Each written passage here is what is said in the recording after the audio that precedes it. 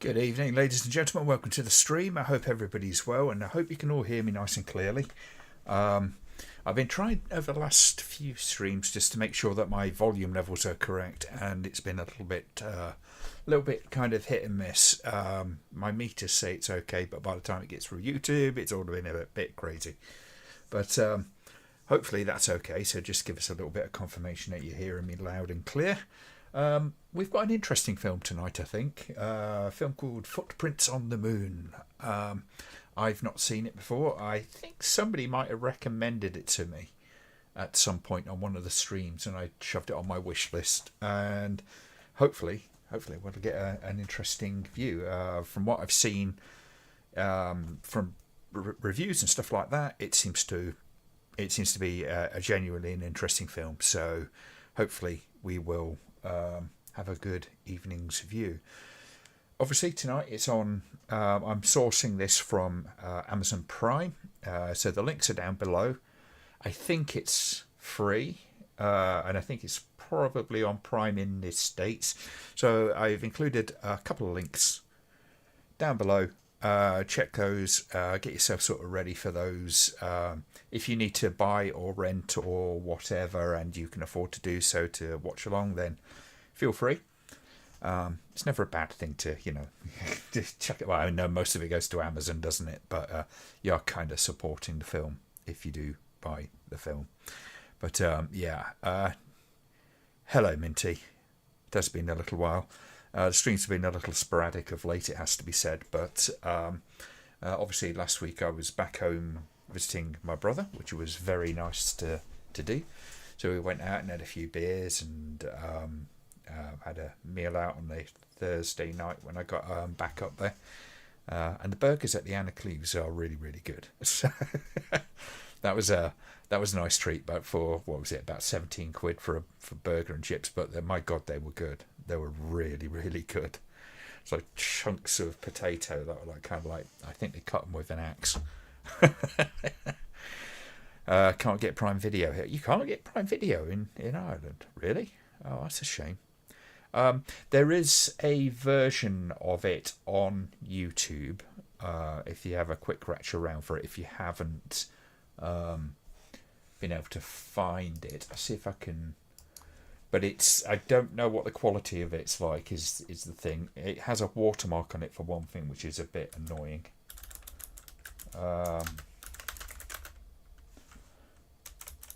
Let's have a quick look, see what we can find. Okay.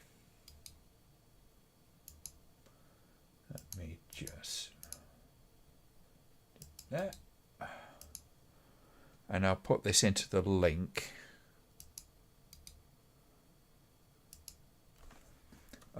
Like I say, I can't vouch for the quality of it, but if it's an alternative, should you need it. I don't know why you can't get Prime. Surely in Ireland there's Prime. I would have thought there was anyway, but there you go. Okay. Just queued up your VHS. Oh, lovely.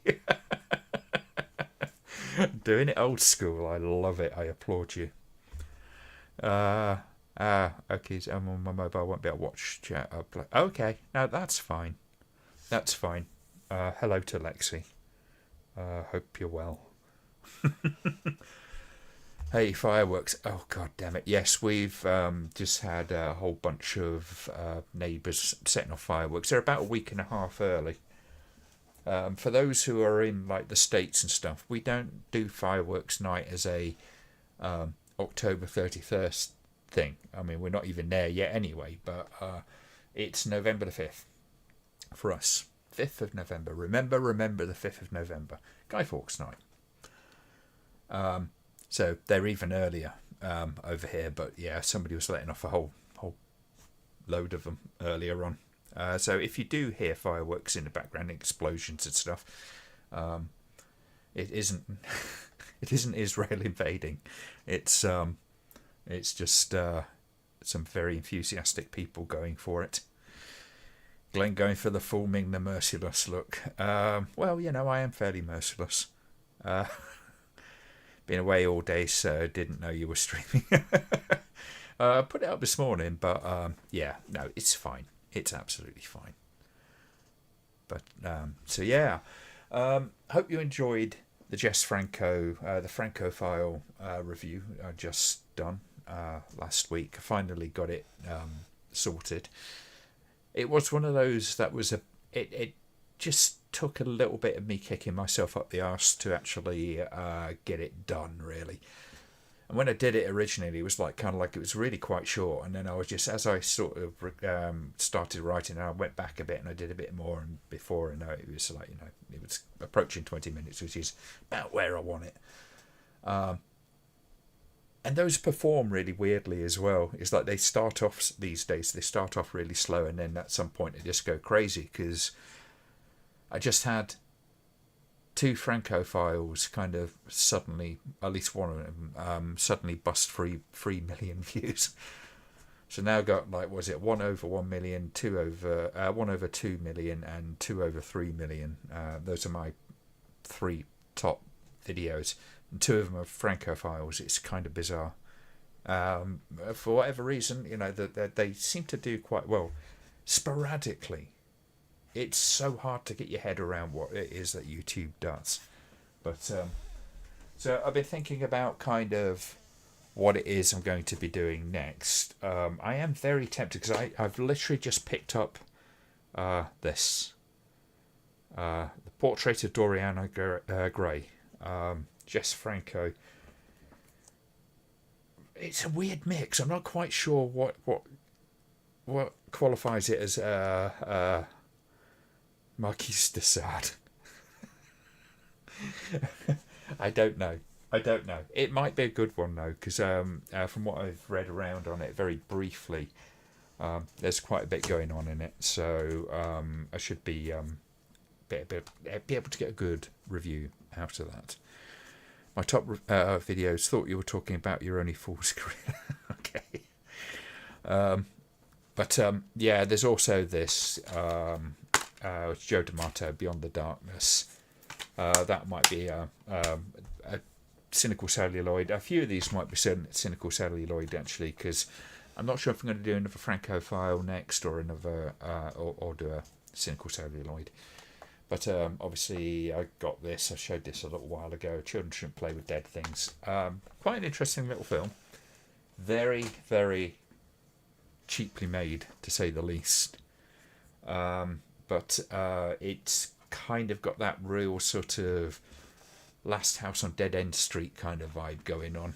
Just because of the aesthetics of it more than anything. But yeah. Very tempted to do one on that. Roller coaster, because it is one of my favourite disaster movies. Not because it's necessarily the best, but there's something about this film which is actually it's quite captivating. It feels a little rushed in some respects, but yeah. Another candidate would be the Flesh and Blood show, which is interesting because it comes with 3D glasses. There is a version on there which has the 3D sequence, which might be entertaining. Santa Sangre. I actually showed this to my brother when I popped up last weekend, and I think he found it mildly interesting. But it's a lot with this movie. It is one that would really kind of warrant a fairly deep dive. So I am going to do this at some point. It's just, when do I do it? Jodorowsky is a fascinating filmmaker. It's kind of wild. That's a lot later than I thought it was. I thought that was like kind of like early 80s or stuff, something, but it's like kind of, I think it's early 90s if I remember right. That's another one, because I did watch that like a few months ago, and I for whatever reason I thought I did it on a stream, but I didn't. It is one of the most what the fuck endings that I've ever seen in a film that's otherwise quite interesting. It suddenly it does this kind of crazy ending, which I won't spoil. But yeah, I'm gonna have to be a little careful about this one. And that's another Jess Franco, Mondo Erotico. and it's not an easy film to really. It's not a film that really you can review in the normal sense, but because it's a kind of Mondo film, it has that sort of Mondo aesthetic. That'd be an interesting thing to explore within that, and it's another Francophile. Wouldn't be able to show an awful lot of the movie itself in terms of even with stills particularly, but I think talking about it as an example of the genre might actually be a kind of interesting thing to do. I wonder what that's about, says Minty. Mondo Erotico. Its alternate name was Around the World in 80 Beds. That cover, yes. I can't show you the back end of that bloody DVD cover because it's like, oh my god, okay, yeah, it's a bit out there. Talking about out there, I was actually talking to one of the lecturers at work, and we were talking about. I somehow got around to talking about films, and I think it was via censorship or something like that. And I tried to describe to him what Sarlo was. It's like, have you ever seen Sarlo? He was like, no, what's it about? And it was like, oh, here we go. It's not an easy film to describe to a normie.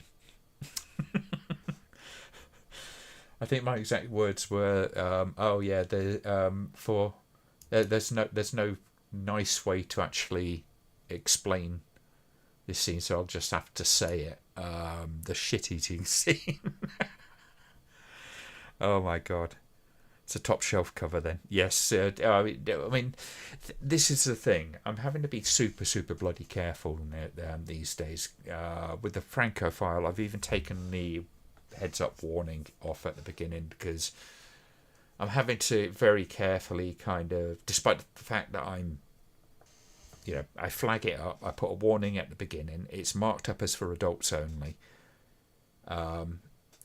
YouTube still kind of takes down videos of mine saying they're titillating, and which I think is fucking hilarious in some respects, because me waffling over some of this very mild footage, mild nudity, is somehow deemed to be titillating, and there's no response that you can put to it either. This is the problem with it. There's no way you're not able to respond. You can put in an appeal, but it's almost automatically turned down. From that point, there's no recourse. That's it. It's the decision's made. Tough luck. Fuck you. Which is a bit of a problem.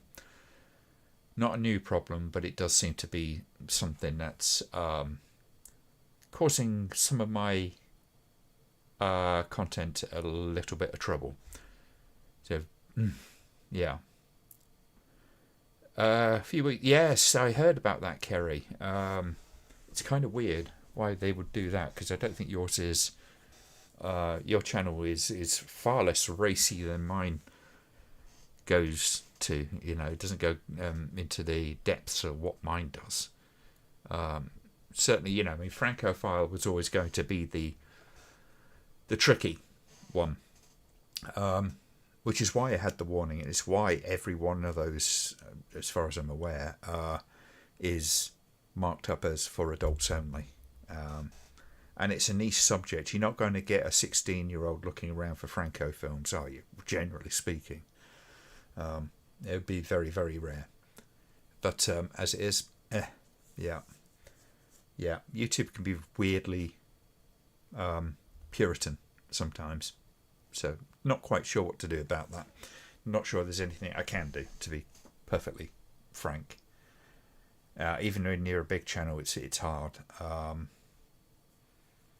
But when you're in my position, yeah.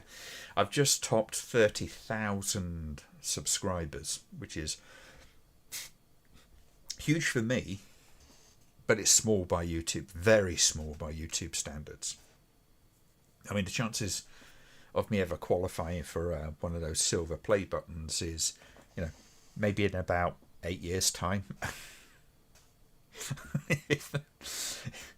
Maybe in about 8 years' time, if the channel survives, would I potentially be able to apply for one of those? Would I apply for it? I don't think I would.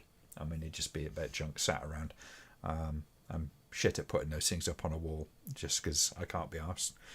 So, you know, which is why I don't tend to worry about the, you know, rating anything as being for adults only, because I don't monetize and I don't really worry about kind of having huge numbers of subscribers and stuff like that. I'm not doing the Jake Paul type thing of running around and whoring myself out for subs. So why would I worry about the fact that, you know, it's a niche subject, so I always expected it to be kind of small. So 30,000 is just incredible to me, and it's going up, and I think it's just about to hit 20 million views, or about 500,000 views away from 20 million views, which is incredible. It's amazing that many people have bothered to watch the stuff. But views are a weird thing in their own right, because it's like, you know, what counts as a view? Is it somebody just skipping over your stuff? Is it somebody watching 20 seconds of your stuff? Nobody knows. But there you go. What will happen with all the automated checking on YouTube is that most people will simply leave. It's where do you leave to, though, isn't it, at the end of the day? Although I don't worry too much about views and subs in the same way some people will. It's not worth doing it if you're only getting 20 views. It's a lot of work for that. You know, what would be the point? What would be the point if no one's really watching your stuff? So there's a practical end to it, and then there's the narcissistic end to it. But if you're a bikini, have one of those Brazilian butt lift jobs, let me pull in billions. Okay. I'd imagine the comment section would get a little bit interesting. Actually, first live stream with you, I've been a long fan of. Thank you very much. I hope my tape is a similar version to. Yeah, you're going to find it. We will sort of go out of sync with each other somewhat, but I'd give you a time code, but that'd be quite difficult. What I would love to do is just actually have like a quarter of the screen sort of shown just sort of like down here or something like that. So it's not actually showing the film, showing a little bit of the screen, so you can actually kind of get a rough idea of where it is or something like that. But I can't even do that, unfortunately. The infamous one that I got struck down on was Island of Death, and that the director basically pulled a copyright on me for showing 2 seconds of the film every 10 minutes. And he thought that was too much. What are you going to do? What are you going to do? Okay, so we will get started in just a moment. So if you start giving me a thumbs up, and we will get cracking when you have when you actually got the film kind of queued up and ready to go. I'm just going to queue mine up. There we go. So we're good to go. So I am good to go. So when you guys are good to go, we will start watching this thing. I've heard this film described as something giallo, but I don't think that's really the case. There's a certain it's been described as somewhat surreal, so be prepared for a little bit of weirdness. From what I can tell of the film, it's more psychologically it's more of a psychological POV than it is surreal, but we shall see, won't we, in just a few minutes.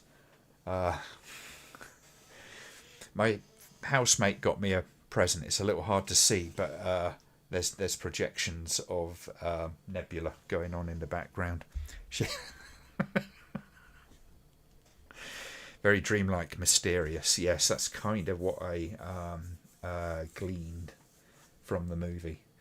I guess in other news, I have been invited to do something on Force 5 movie podcast. So, although I've got to come up with a subject, which is something I'm going to be working on hopefully tomorrow to send off to them, give them a few options. Not quite sure what I'm going to choose, but I imagine it will be something kind of like top 5 censored videos or films, something like that. I don't know. We will find out. But I've got to do something that the hosts sort of will kind of like feel comfortable talking about, because obviously they've got to make this thing run.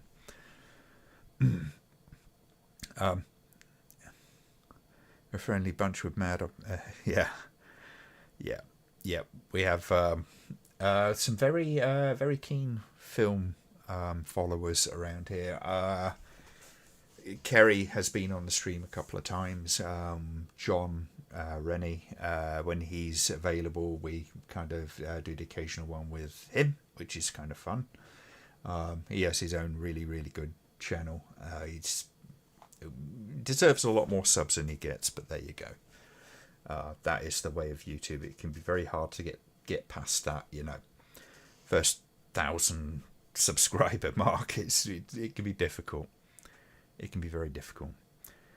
Do a synopsis of Calamity Snakes. I could, but it wouldn't be terribly appreciative, I don't think. Or a debate on the Dole film Possession. Yeah, I disagree with you on Possession. I think it's an absolutely amazing film.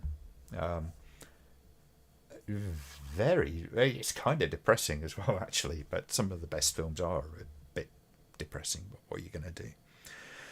Alright folks, I think we all get started with the movie, because otherwise we're going to run on quite late. It is an hour and 32 minutes, this thing. So we'll start do the normal thing. Count to 3, go on, go. So 3, 2, 1, go. And I can hear in my head that video recorder starting up.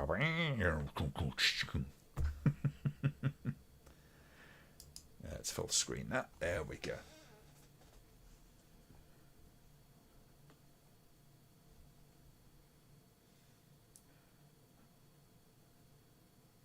I'm getting a Blue Sunshine vibe from this at the moment. Too over the top with the acting turn. There's a reason for that. Why it felt over the top. It's because it isn't the product of a calm mind. But I can understand why. I can understand why people struggled with it. I've always had that more of an affinity with films that take that psychological point of view and present the world through the eyes of that person. And that's something that film did in spades.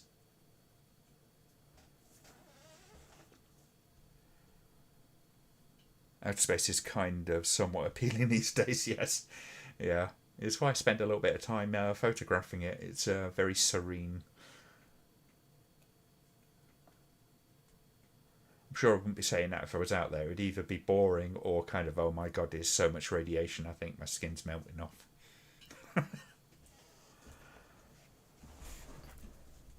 Class kinky. Kinky. Dear oh dear.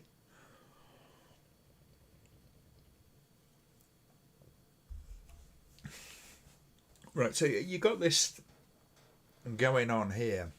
And this is one of the things about this movie, from what I understand, is it's kind of it is a psychological take in where people call it surreal. It's not really surreal so much as it is necessarily the product of an unwell mind, a unreliable narrator. So when you get this, you sort of go, what is this?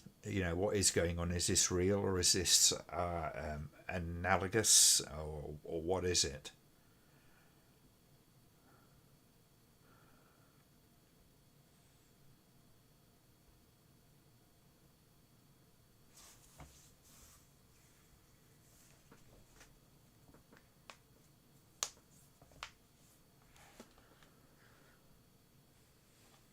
I mean, the whole kind of visuals of this are really quite fascinating. It's not just the product of being kind of bad filming or something like that, or the age of the film stock, or the equipment. It's got that very deliberate kind of almost solarized kind of look to it, and that suggests something in its own right. Before you even start, it's like kind of is this reality? Is this any kind of reality?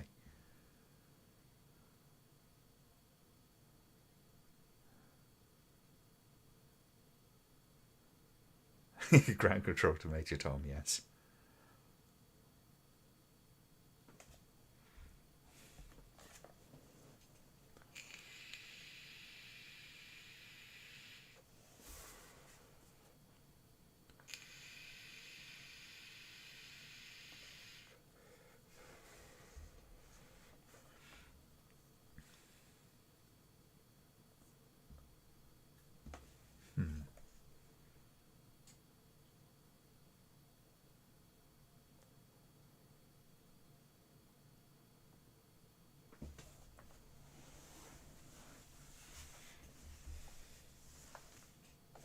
I'm already very tempted to get this on Blu-ray at some point if it's available. It's on the Shameless channel, so I assume there's a Blu-ray somewhere. It's one of those where they. So the reason it's swapped languages like that is obviously because there's several different cuts, and whoever put this cut together basically sourced stuff from different media sources. So there would have been more complete cuts or alternate cuts, and they've clearly put these together, but there was no dubbing for that other one. She closed the blinds, and IMAX wouldn't be necessary. Oh no, the film's shit now.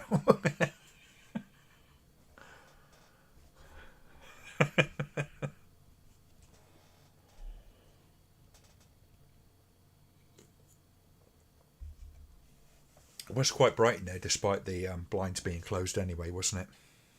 All right, Kerry, take care.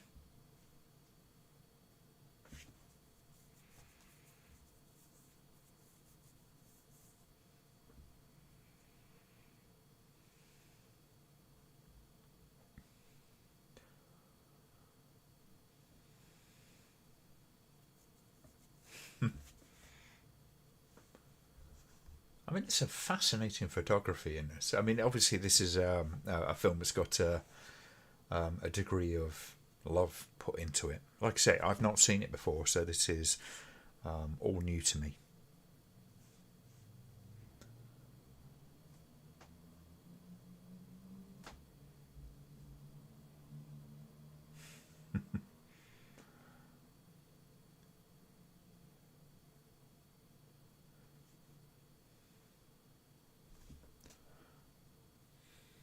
Very 1950s housewife idea was.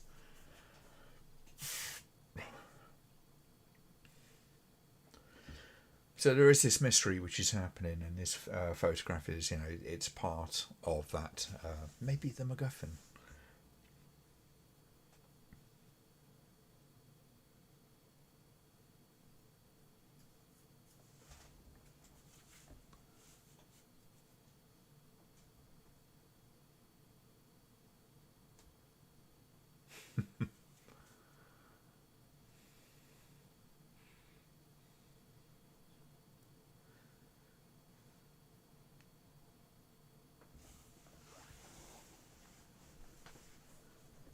Cool calendar. It's very old school, isn't it? So these days, obviously, the BBFC would have a warning on their smoking. Yes.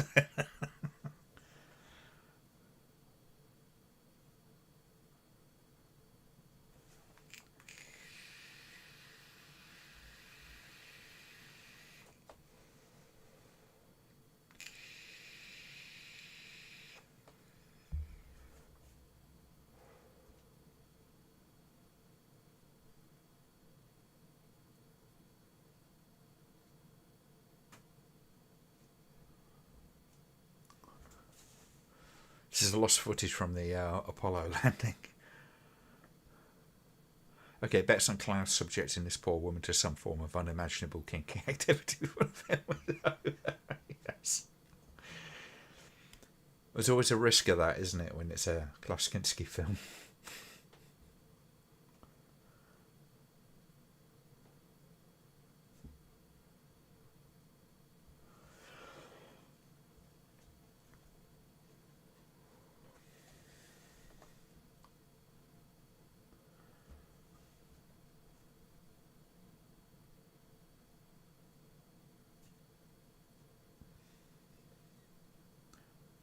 I mean, considering the date that this movie was made, it doesn't feel terribly of its time. It does feel reasonably timeless.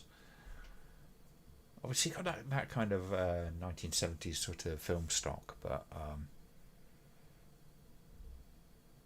wood panelling is very 70s.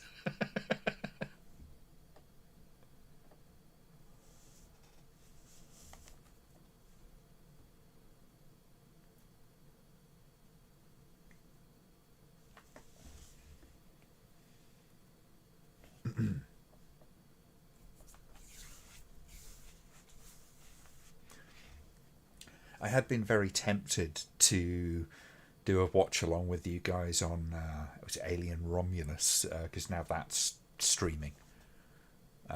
Maybe that's something we'll do at some point. We'll watch a current film for a change. It's very rare on this channel.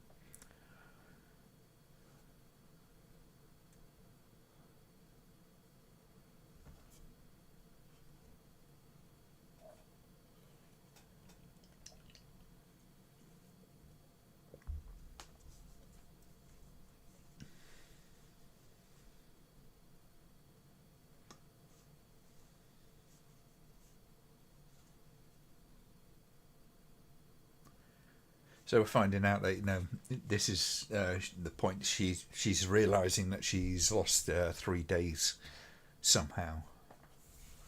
So the calendar was obviously wrong.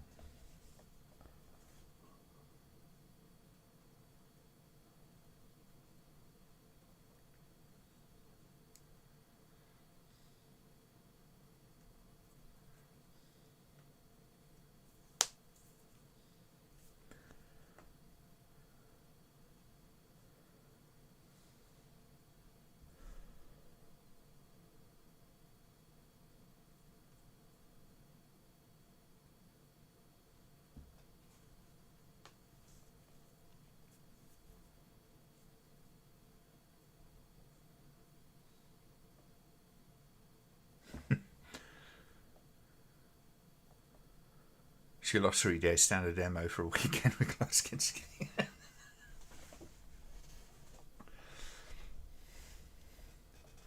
Isn't it annoying that you get some actors who are just quite incredible that so often end up turning out to be complete shits?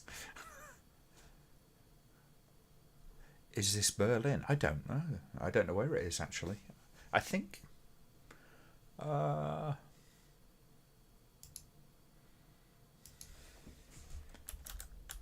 Let's have a look.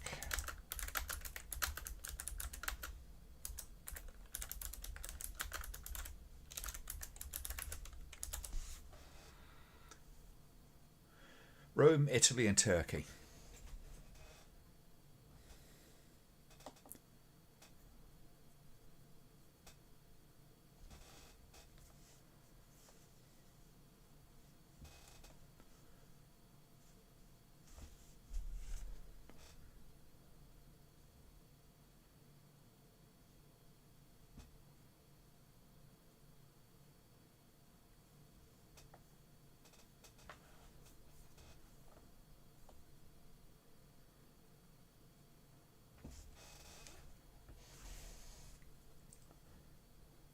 I have to say, I do love the style of this film. Some of the black and white stuff, which it's got this grainy sort of documentary kind of feel to it, which is kind of fascinating. I mean, clearly the film is really sort of playing with perception of reality. You know, what is real, what's not, what is in terms of memories, because the memories are clearly sort of intertwined with some sort of fantasy and a lot of memory as well. So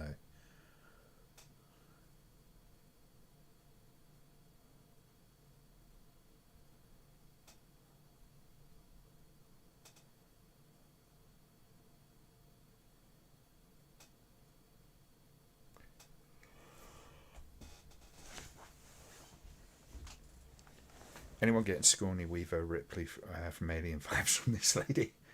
Yeah, I guess I can sort of see that.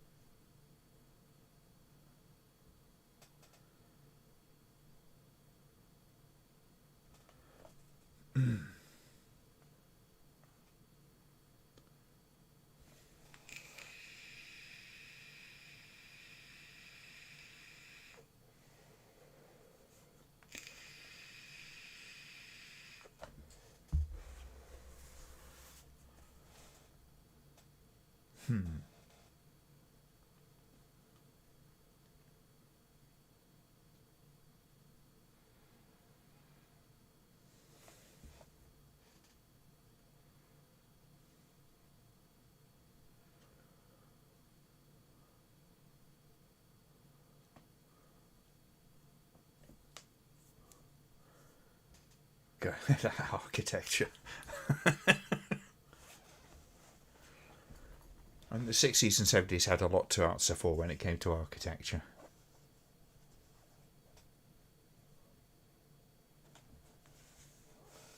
But it looks impressive in the film. I mean, one of the things which I'm really sort of getting at this point is just how well thought out the photography is, just in every aspect. It's just wonderful framing and just beautifully handled camera work. Is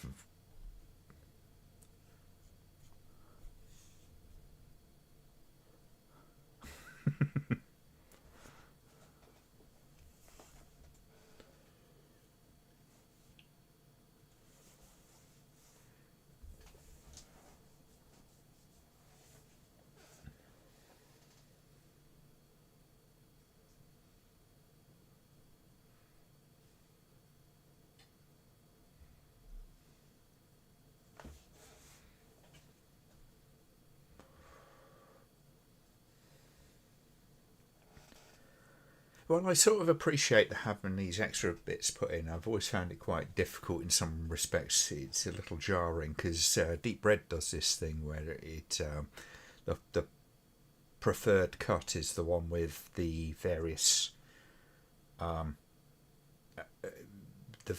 of language footage reinserted, because there's not the English language dub to do it. And you know, because it's not only the fact that they suddenly start speaking in another language, it's the voices are completely different as well. Bit of an artifact of the European style of filmmaking. All this, for those who don't necessarily realise, is a lot of European films were filmed basically, and then they were ADR'd after, so they could be slotted into whatever market that you wanted to do it in. So if you went to the German market, you would give them a German cut, and vice versa. So they didn't really record sound, generally speaking, on set, which consequently they would cut the version for whatever market, say like the English speaking market, which might be minus some sex scenes and stuff like that, or another market might prefer to have more dialogue based storytelling.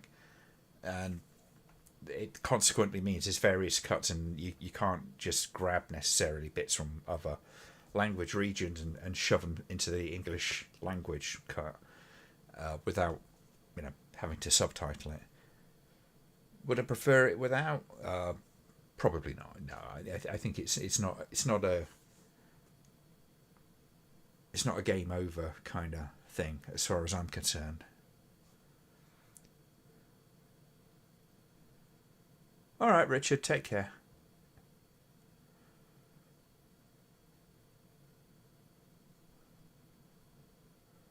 I kind of expected this one to be quite a slow one.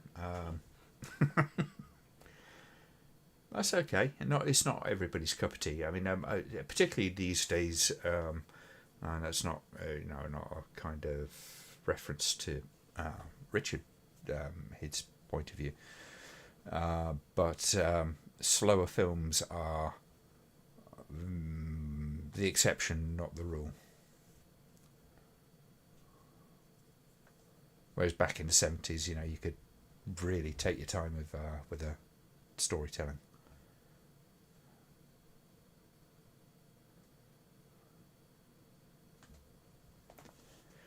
And I'm all right with that. I think I know Josh kind of occasionally posts this thing up where it's like he kind of mocks the idea that if you're a film lover in the pejorative kind of sense that slow burn means boring. And I don't agree with that. And I've even gone so far to say that I don't mind a film that's being boring as long as it's boring for a reason. Sometimes it's part of the way that the story is told. Is there's a certain mundanity which you go through, and if it pays off by the end, I'm personally quite happy.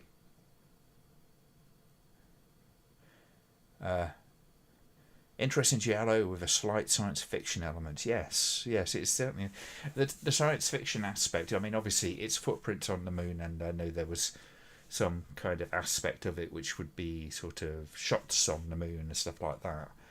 But even outside that, there feels like there's something sort of going on, doesn't it?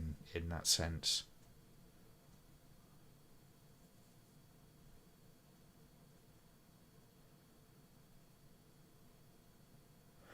Oh, by all means, 141. At the moment, she's just packing her bag.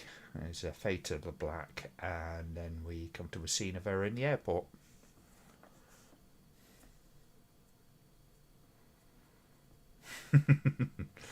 I know it's going to be fun trying to sync up with a VHS copy, but fair play to you.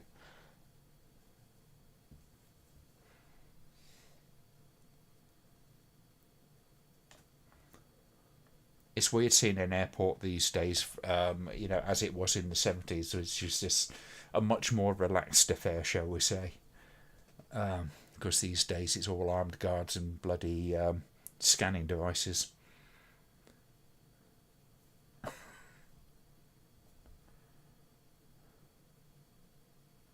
It's almost Lynchian, isn't it? This moon, crossed with something uh, like the old 1930s kind of science fiction sort of imagery of what it would look like on the moon.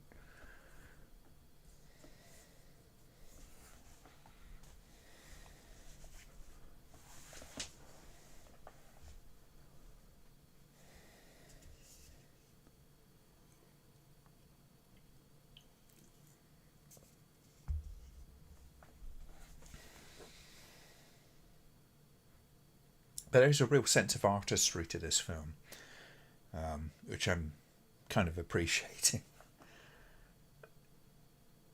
And that's the thing, where people can find, a film like this with its pacing boring. I don't. I just find it's part of the, if it's doing stuff, which this film is, in my opinion, it's doing a lot of stuff to build this world that she's in. And it's right down to the kind of way that the visuals are taken, how the colour works, how the framing works.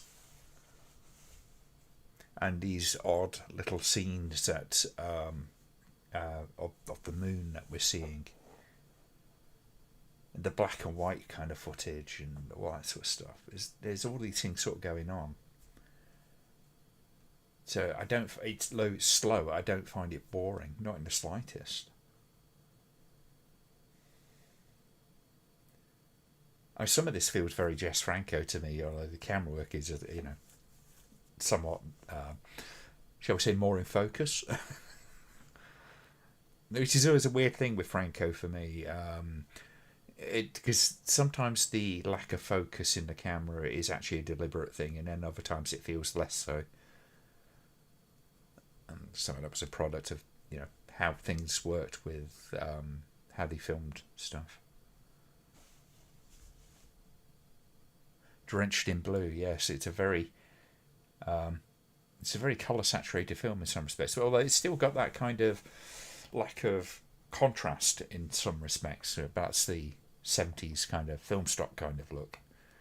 Though it doesn't feel drab because of it.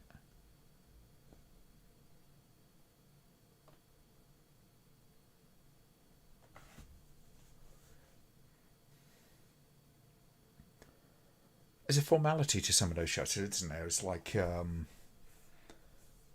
front of that building. It's one of those. You always kind of notice it. At least I do. Is when you have that sort of straight on shot. It's kind of suggestive. Things are. It evokes certain emotional response when you do stuff which is as formal feeling as that. Sarlo had. Pasolini did that kind of stuff, where it would be very square on a lot of the time.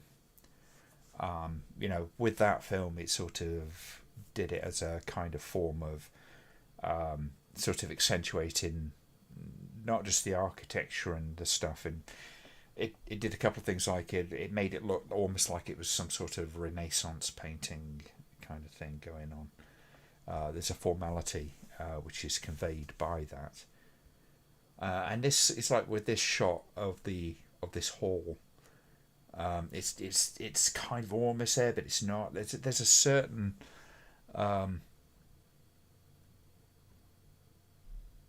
discomfort from it because a lot of those shots are low angle as well. When you get those lower angle shots and stuff like that, and it's kind of opening up the sort of negative space above the performers, making it very small. It's almost an alienation kind of thing going on.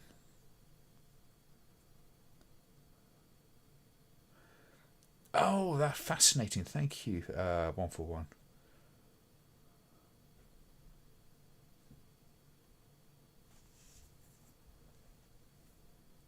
I mean, just look at that shot of that island. My God, that is a beautiful shot.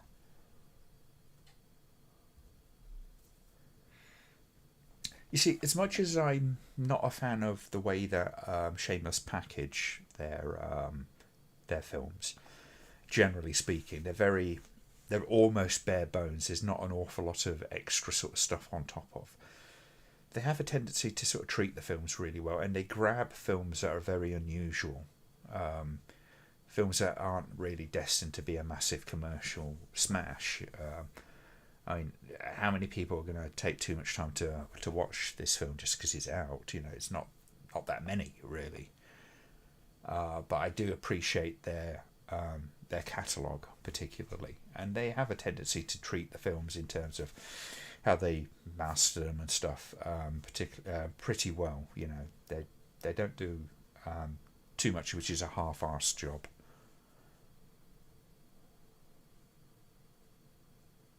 It's one of the wonderful things with like having physical media companies and stuff like that. They have a tendency to sort of really treat the films well, whereas you get a more of a streaming company that that's all they do. They don't spend much thought on these things. It's sort of get it on there, kind of thing. I mean, I guess they make a lot less money actually from streaming.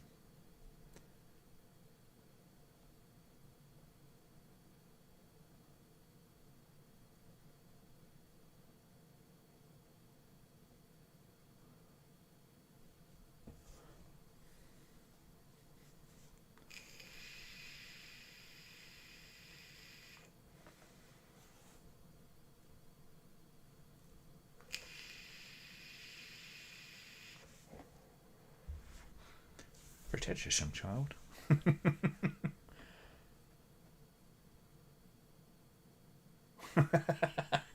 Nobody's who they think they are.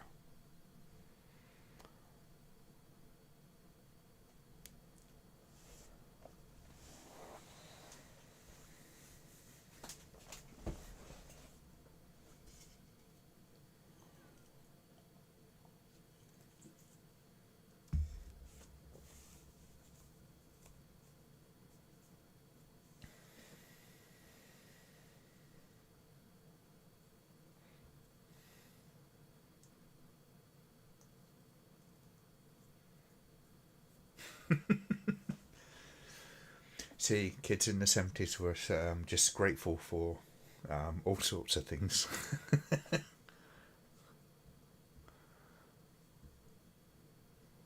Not a phone in sight, everyone living in the moment.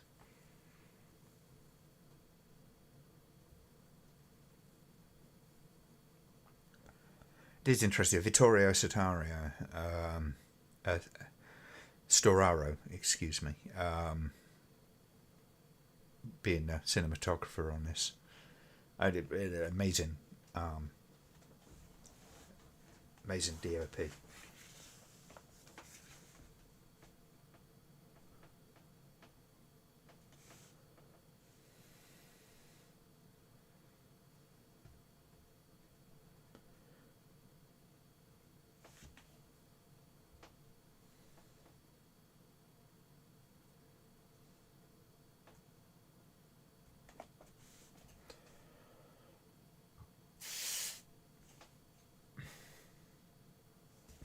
Hmm.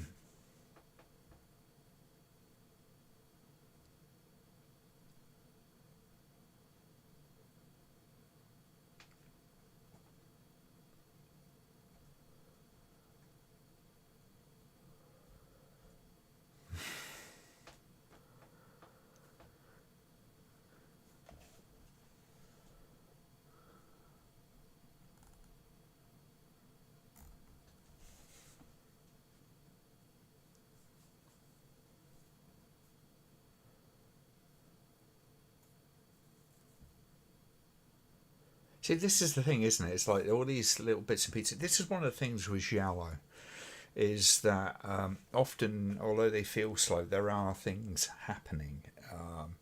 There's this sort of drip feed of information. It's like, who is the child, and why is it? What does she represent? Um, is she part of the mystery? If so, what part is it? Is she? It's her misidentification or insistence that this person is someone else. Um, what does that mean?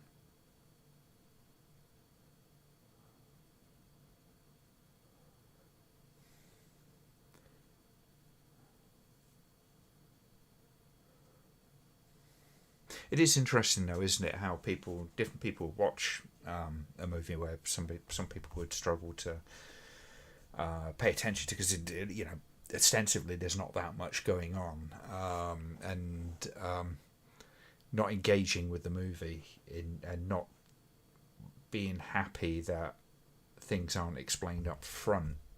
Like I say, this is not necessarily just talking about Richard, but just in general. The amount of times I've seen people say, "Oh, that film's too slow for me. It's not doing anything." 2001 was a good example of that. Never forget that review Confused Matthew did, and he's basically, there's nothing happening, and it's like, yes, there is, which surprised me for him, because he's not an idiot when it comes to film, watching films, but there's something about that film that left him disengaged.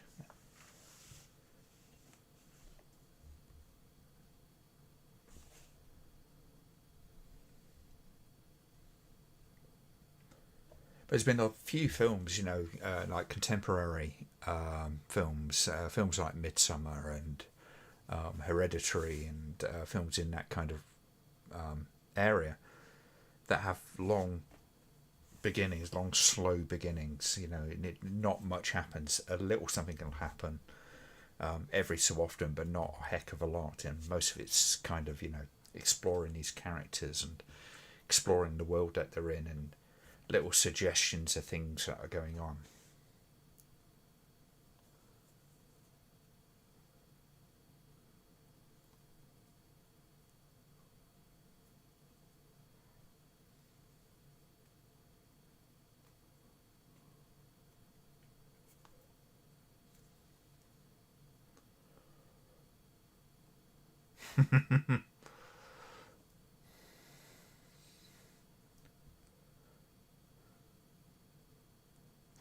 See, that's quite chilling, isn't it? It's like she thought that that she was someone else, and that other person was quite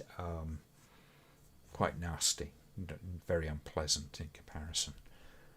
And sort of left with it to, was it actually her? And if it was, then what the hell happened?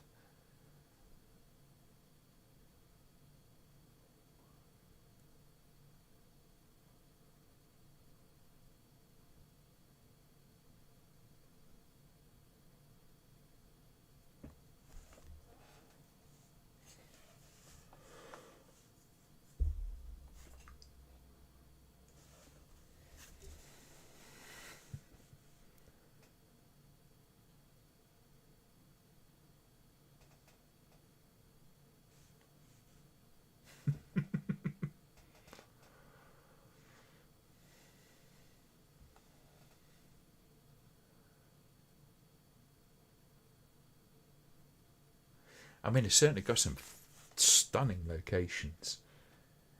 It's one of those things which is not really, often thought about by anyone casually when it comes to films, is kind of the process of finding locations and things like that.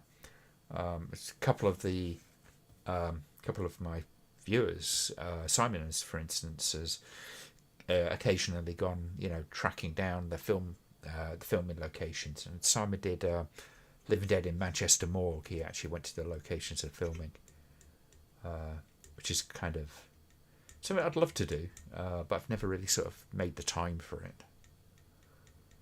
But finding these places is quite something. And, like Jess Franco tended to go, okay, I need a jungle, and there's this kind of wooded area somewhere in, southern Spain that we can use.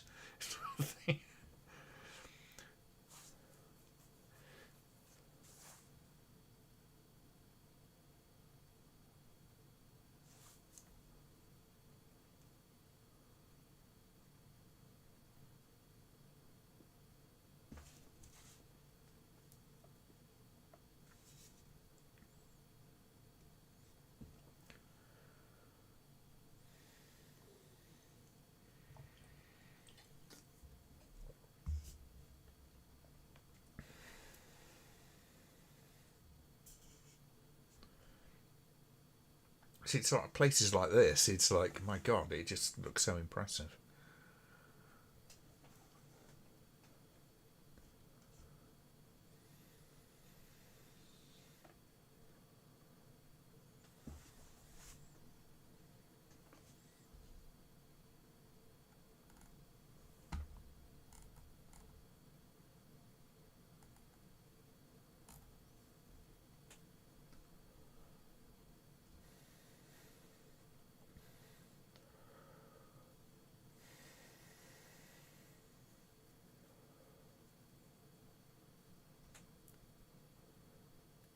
And in World War One, I mean, talking about, as you mentioned, Apocalypse Now. I've got the Blu-ray just a couple of months ago, and been meaning to sit down and watch that again.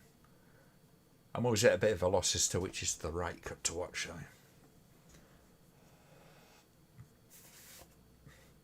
It is one of those films that's rather annoyingly ends up, it's got so many cuts of it. It's like it's a bit annoying in some respects because you're never quite sure which one you should be watching.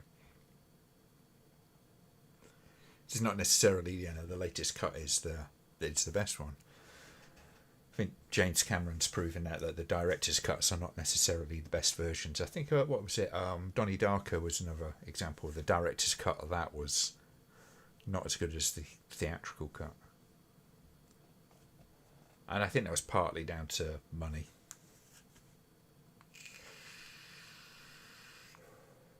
Plus, the director had a bit of a kind of he shifted kind of the meaning of the film with his director's cut quite significantly. Whereas the mystery of the original version was much more interesting to me.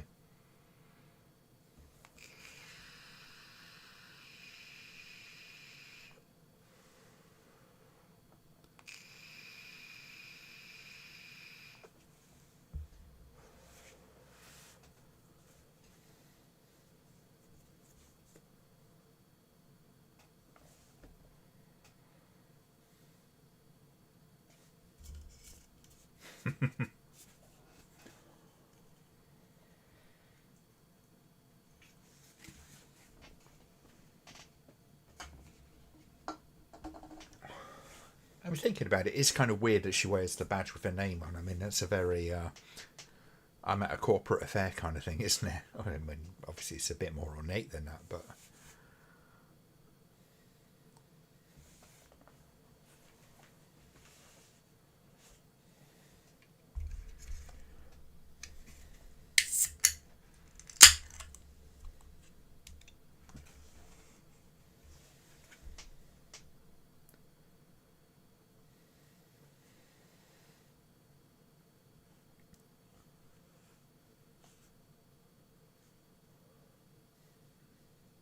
you're back into that blue world again. It's not just a day for night thing.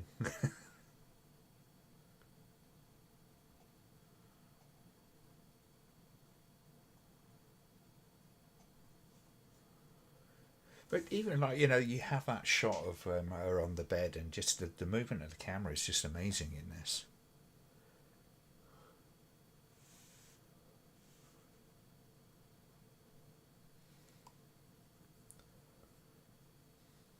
It's all just kind of like, I mean, obviously the moon imagery and all that kind of stuff, but there's that thing when it comes to the moon in stories and folklore and stuff, is that there's this magical kind of supernatural kind of element to it. It drives people crazy.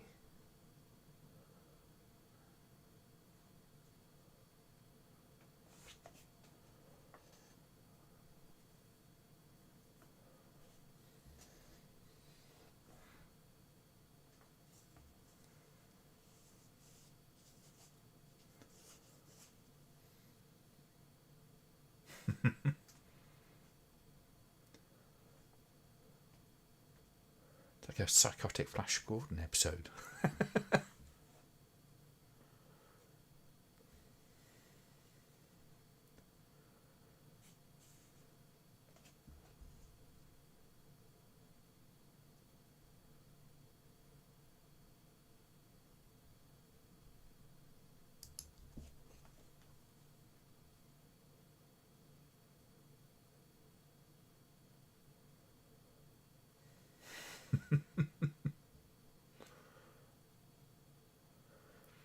And I think that's a good example, actually, of when, just how long it sort of lingers on her in the room, and just a little thing that she does.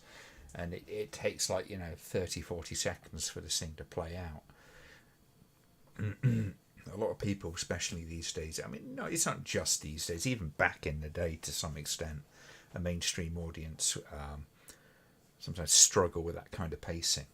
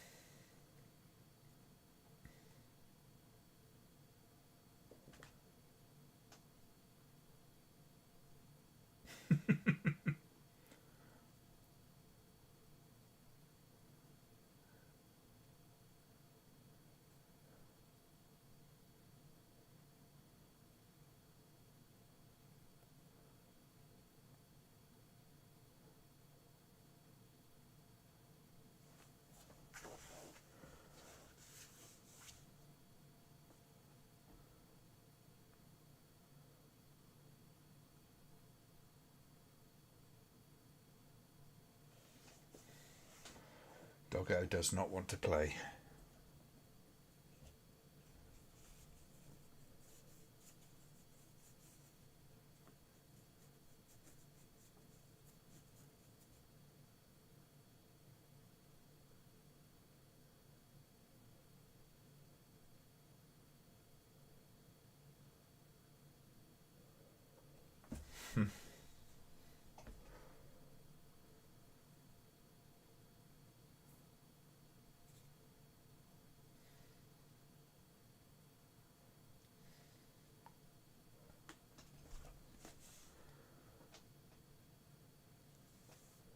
I have to say, I'm kind of finding this film very intriguing. It's not boring.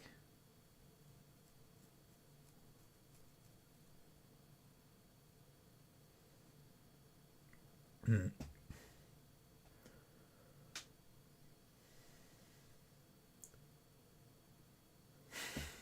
you go.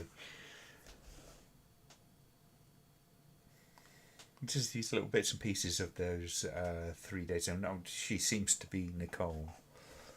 These little bits and pieces kind of happening, coming to the fore.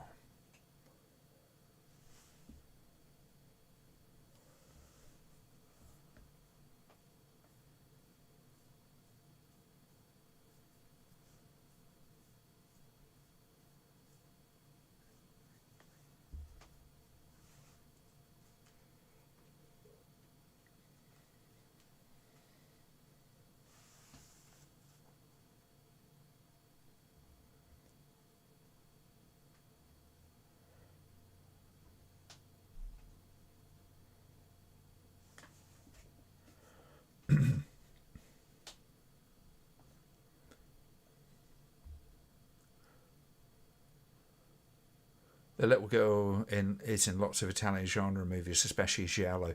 Yeah, I thought I sort of recognised her.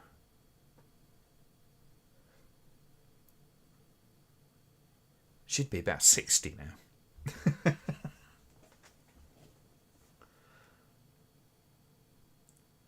Bay of Blood is a particularly good film. I really do enjoy that film.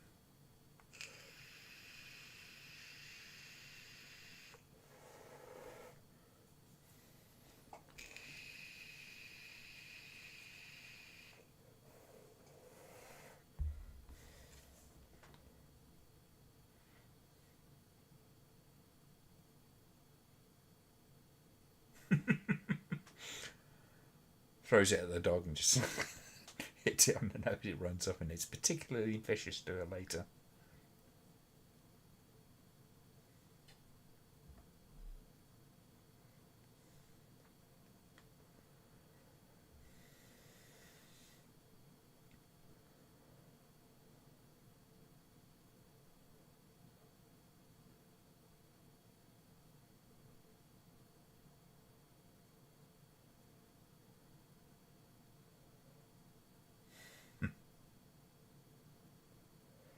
Always listen to the dog.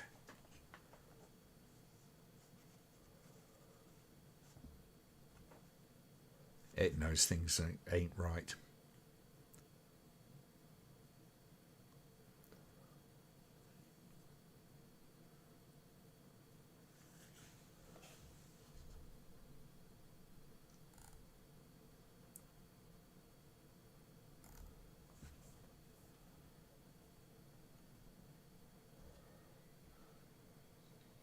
I get the feeling we're in the Overlook Hotel at the moment. It's just Jack Torrance at the end of the bar.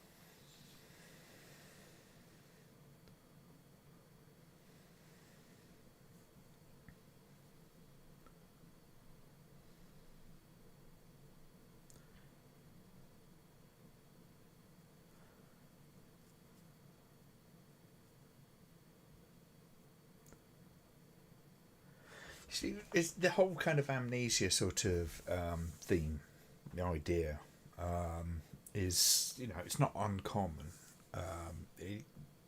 It's often not handled particularly well. Giallo was always quite one of those things, which is, I guess, why people kind of look at this as almost like a giallo. Um, it uses that as one of its kind of devices very often. You look at the Dario Argento films, where so a character doesn't quite remember. Suspiria's a good example, not quite as yellow, but certainly in that kind of that kind of vibe. Where Susie Bannion, she sees the girl at the dance academy at the beginning, and she can't quite make out what's going on, what she's saying, and as the film progresses, she begins to kind of like pick out what it was that the girl said, and all these little clues start falling into place. I did watch. I think it's the version I've got on Blu-ray, and it cleared up the audio somewhat too much. So the mystery had kind of gone as to what she'd actually said, because in the original version that I saw, one of the first versions I saw, you could barely make out what it was she was saying. You could only maybe hear every third word, if that. And whoever remastered it had kind of, cleared up the audio so much that it was like, it probably seemed right to someone who didn't really understand the movie necessarily. But the whole idea of kind of like little snippets of information, recollection, hazy memories, corrupted memories, are very important, particularly in the Italian filmmaking world. And done right, it's quite fascinating. It's just tricky getting the balance right.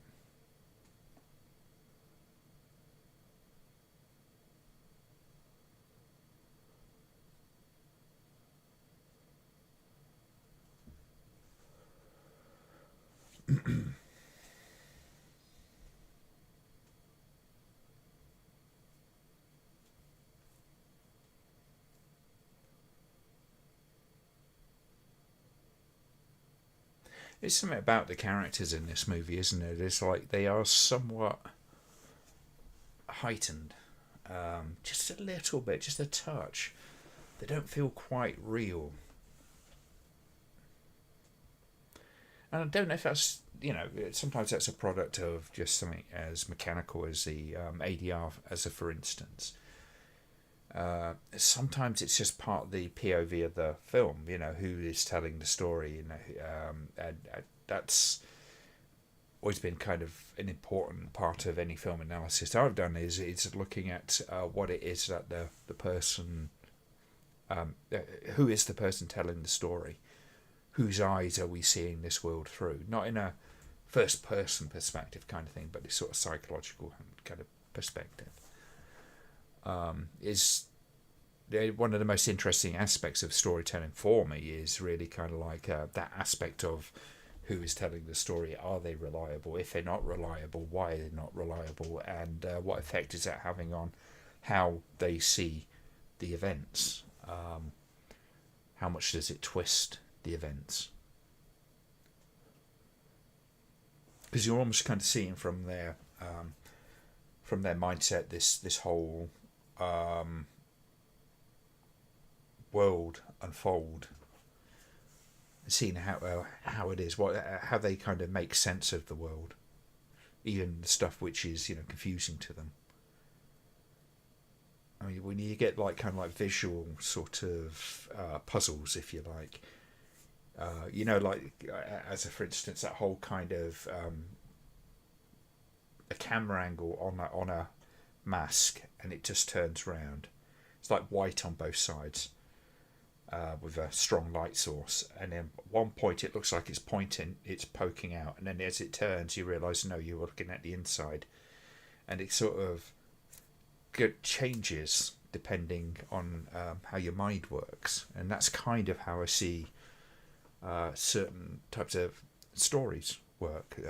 It's like looking at that mask, looking at the stories, like looking at that mask, and then when you get a certain piece of information, suddenly you realise, no, the mask was inside out. This is the reality.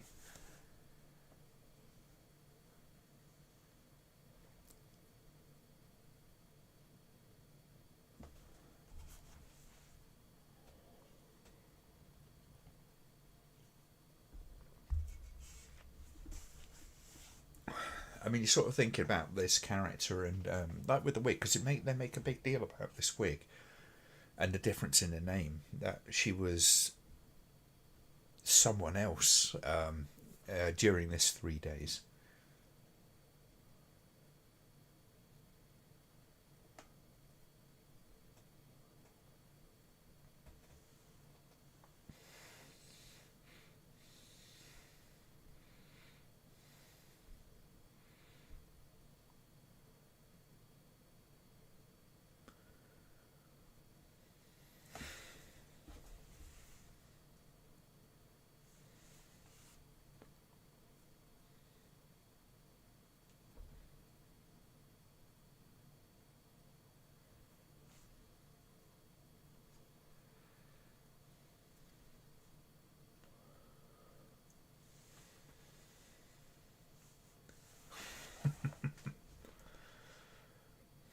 And it's almost incidental, isn't it? As she's walking along, and then she sees the dress in the window. She's been there, but she didn't realise she'd been there.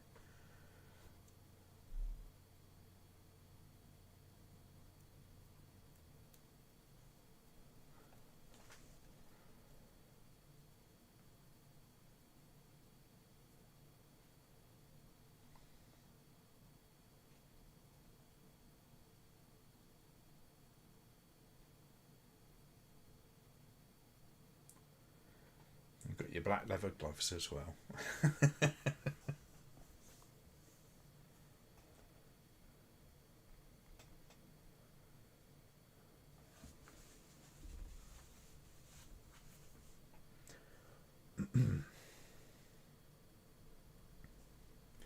See, the wonderful thing about it is like, because it's done so well in this film, and obviously I haven't watched it before, so you're getting my first reaction to it. It it's the whole feeling that as you're seeing this film, you're seeing it in the same way that she is. That these mysterious things have happened, and only slowly being unfolded before you, and that is something which you lose in my reviewing approach. Is that, I watch a film several times over, so I've got a full grasp on the movie. That first impression is something you have to hold on to some degree to kind of grasp what it is that the movie's doing, because it's very easy to lose that once you know it. So the next time I watch this film, with very very different experience in some respects. Um, and this film does it really really well, because you're sharing in the confusion of the character.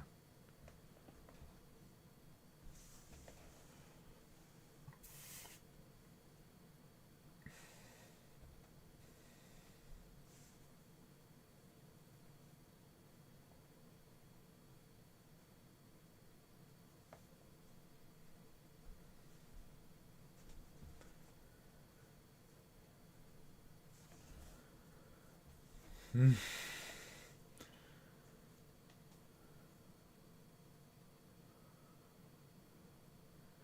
It does all this madness and this confusion. It's almost kind of like you got this chaos in her head, and the way she's seeing the world, and the way we're experiencing it as the viewer. But all this serenity in the music, which is going on, there's this kind of um,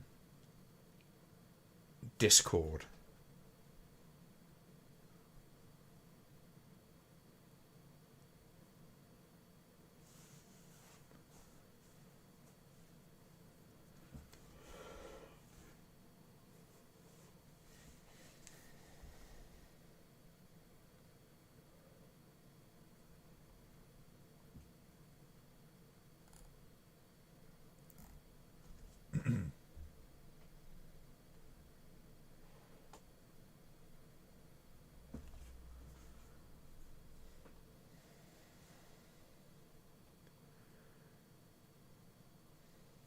It's probably best to run from the mystery, to be fair.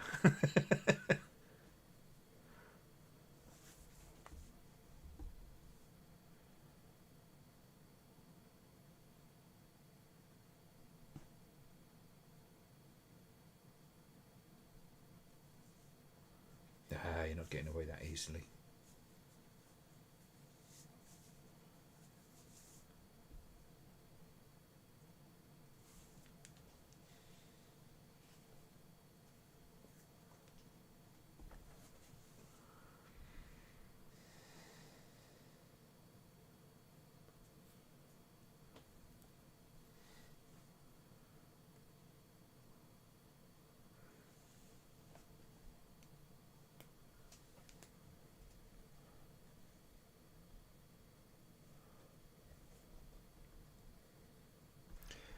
And just so you're kept up to date, 141, we're now in the church. She's talking to the woman.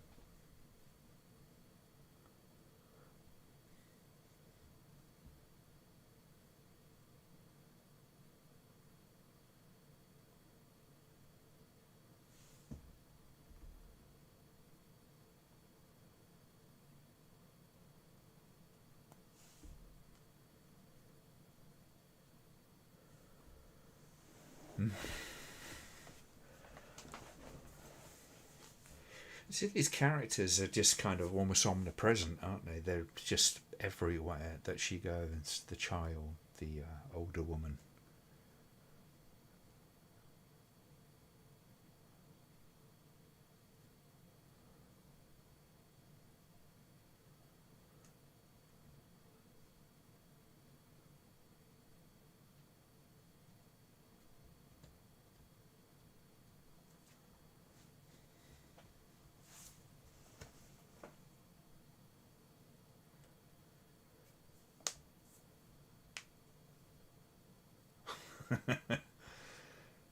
Dramatic musical sting from the organ.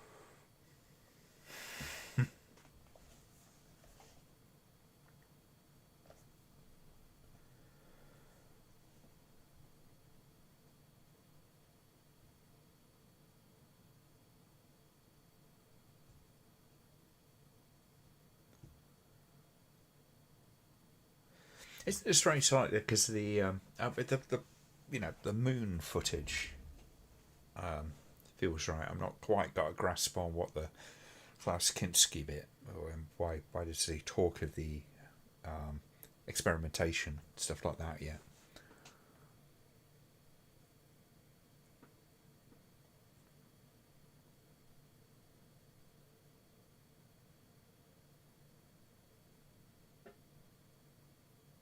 And I hope it eventually will make sense, but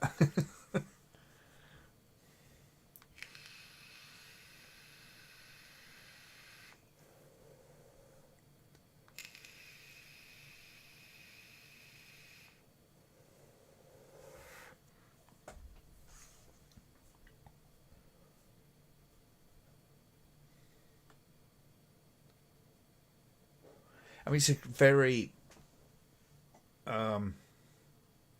strong psychological kind of effect of having a character who comes to doubt their own identity, and wondering what's sort of happening there.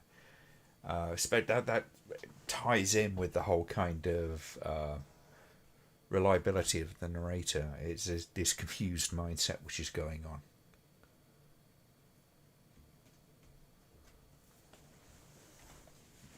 And when it works really well. Very disorientating.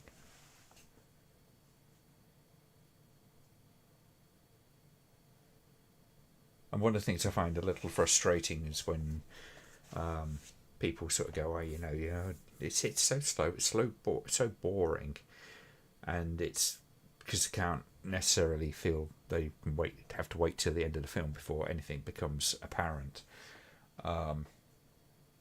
It's like watching an Agatha Christie film and expecting to know who did the murder at the beginning. You know.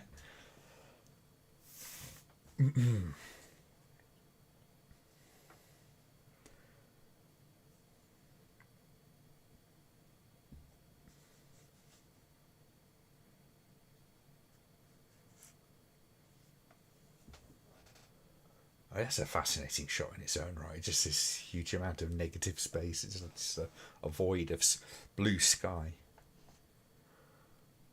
And very formal again. It's that 90 degrees straight on.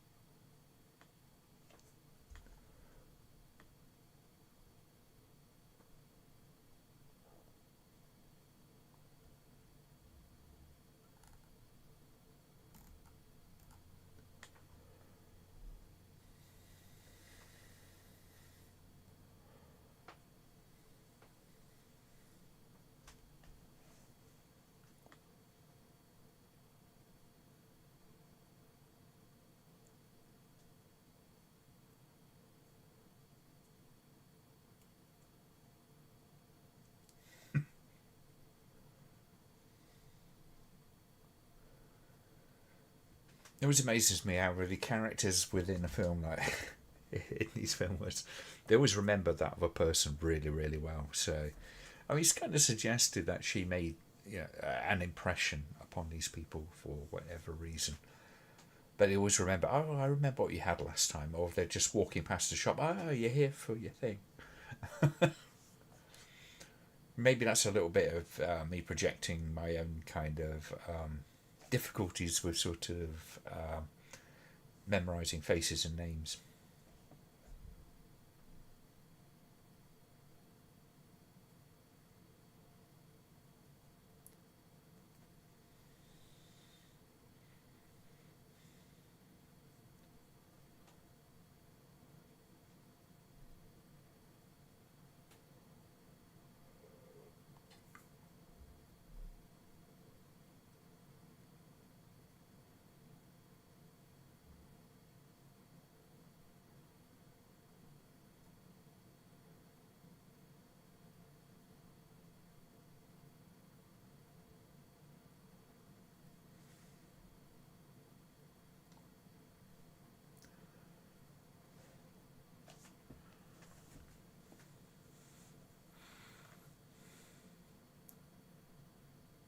That's a very good way of putting it, 141.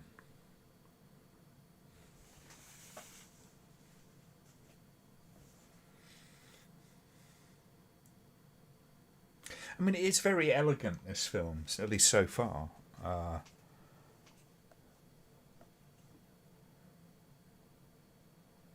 Because it doesn't feel contrived. It's just, because, like I say, when you do that kind of first person psychological kind of view of the world, if you like, it can so easily be tainted by kind of like feeling the need to put extra information in there, so you're almost kept ahead of the character to some degree.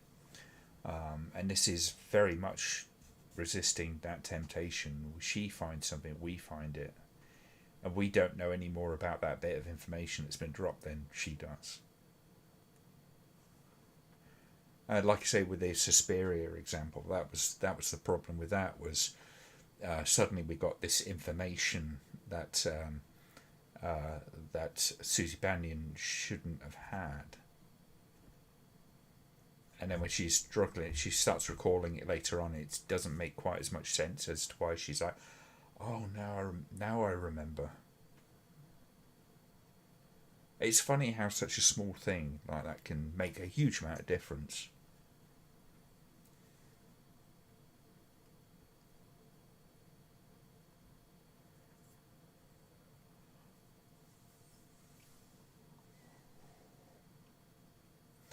I mean, speaking of Suspiria, doesn't this set in particular does feel a heck of a lot like Suspiria.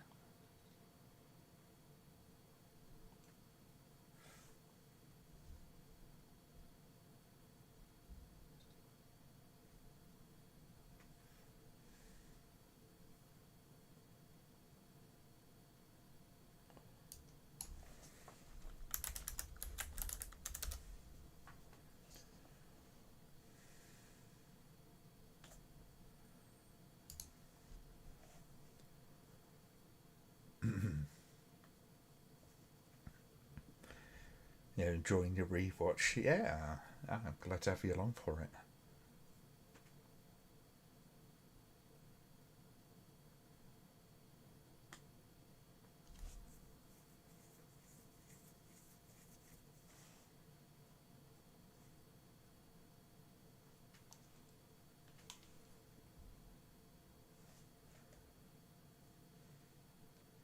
Again, we've got another shot where the characters are very small in the shot. It's also almost overwhelming. Again, I suspect Argento might have seen this and taken something away with him from this film. I couldn't swear to that. I don't know if there's any documentation of that. It feels like it could have been the inspiration for some aspects of it. And you've got these roaming cameras which are going on, all that kind of stuff. It's and when she was in the room, the stained glass peacock and things like that, which is very much like the bird with the crystal plumage and stuff like that, which appears also in Suspiria.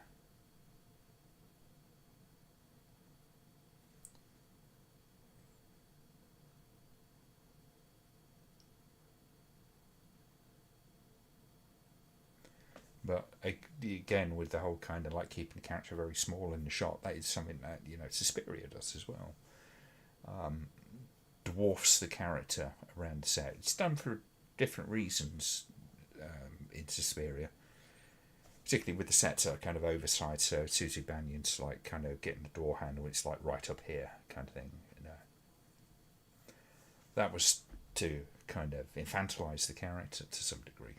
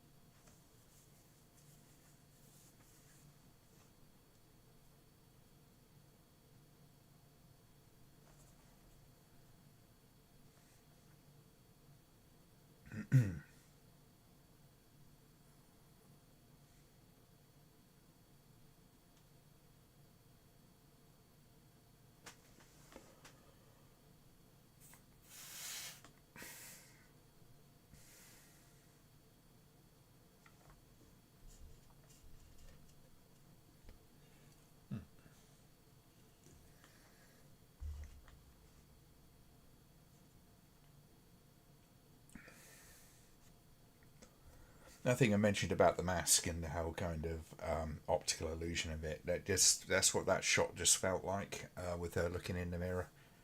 Because I said, like, is that the reflection? Is that the real thing? What's going on? And then it pans down to, well, tilts down to her, and it's like, okay, suddenly the perspective changes.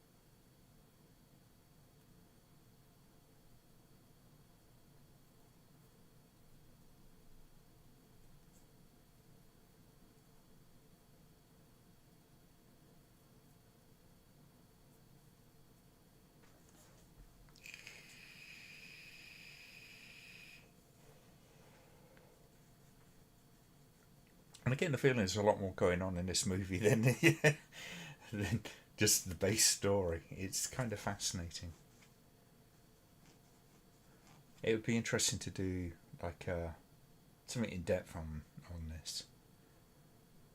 I'll watch it a few times and sort of get to grips with who she is and what's quite going on with her.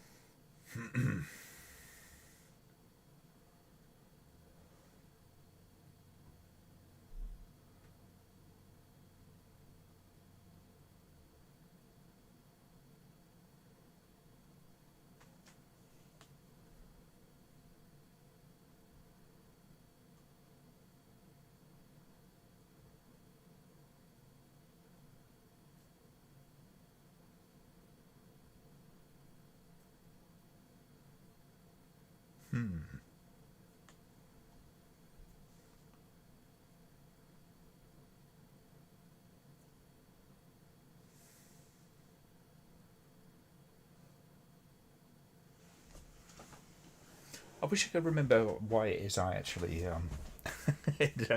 ended up sort of. This is on my kind of watch list when I was looking around for yesterday for something to show today.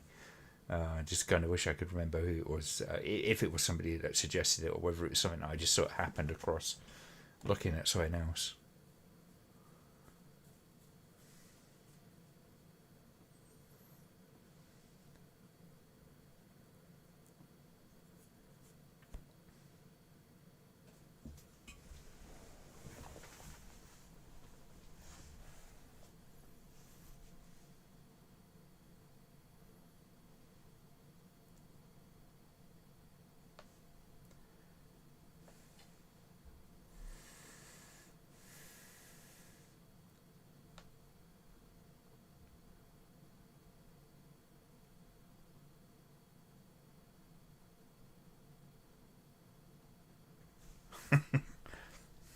Sorry, I've been very quiet. I mean, it's partly because this scene is just like, there's like revelations going on.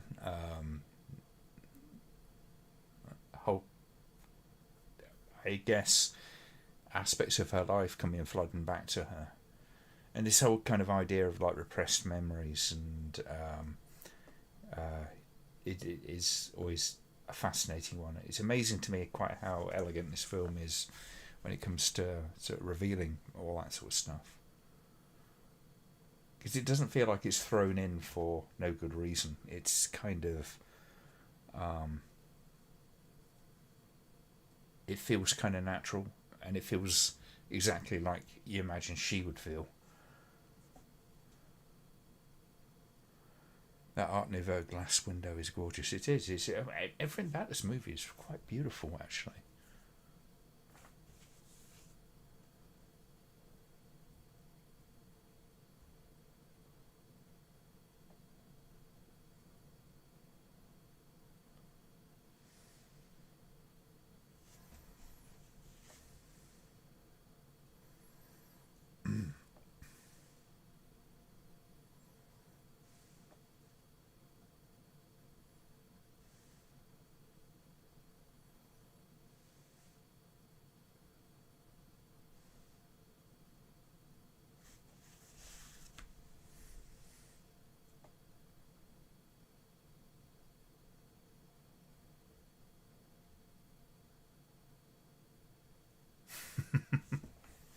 I get the feeling she probably shouldn't go over that way.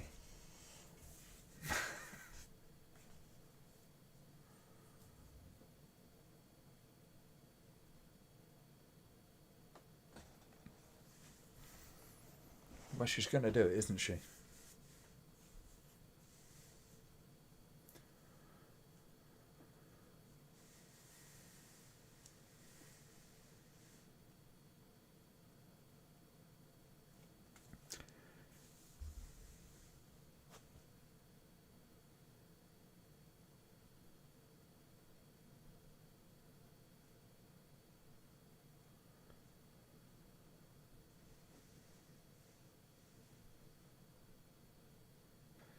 I have to say, as an actress, she's doing an amazing job, kind of selling this stuff to the point that you imagine she's read the script, so she probably knows the entirety of the story, and she's done such a bloody wonderful job just selling this person that's learning all these kind of things, presumably about herself.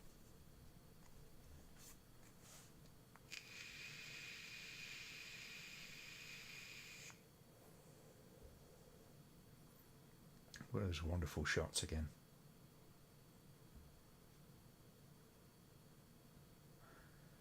It's just the scale of everything is quite incredible. The height of the sets, the scale of the shots, and you're quite drawn to what's actually going on. It's not a distraction. It's not a substitution for something important for something aesthetic.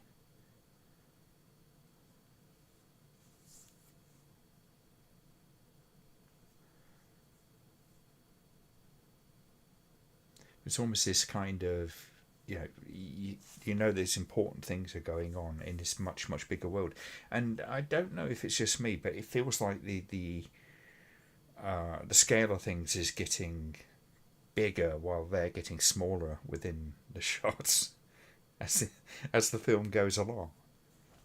Suddenly it's a bigger world than she could possibly have imagined.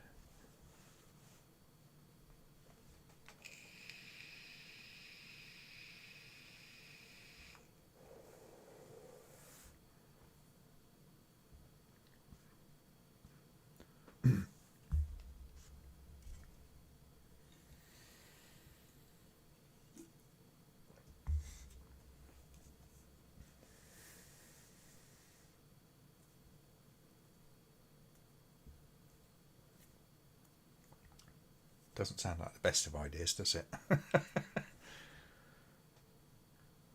It's kind of an interesting twist on this character, isn't it?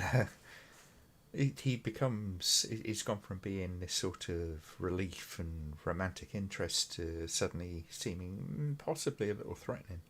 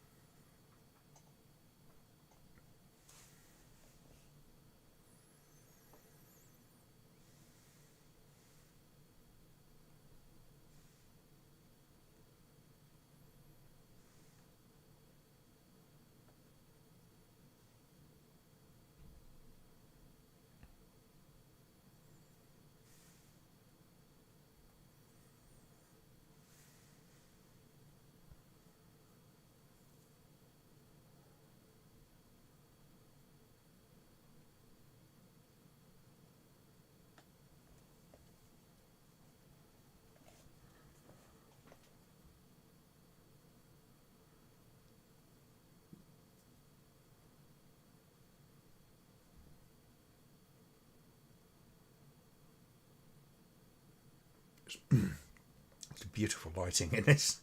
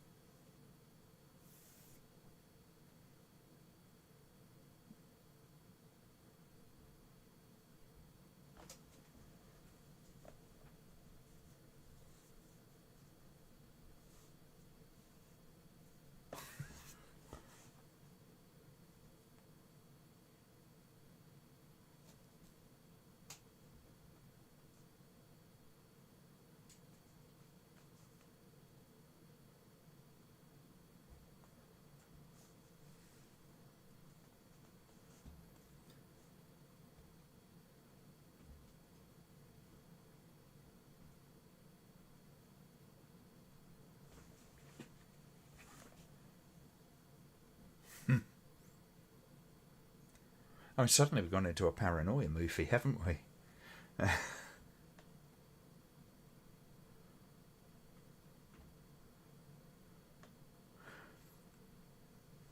It's kind of interesting why I'm presuming, of course, that she characterises the science sort of bit, which now makes a bit more sense, in quite the way that she does.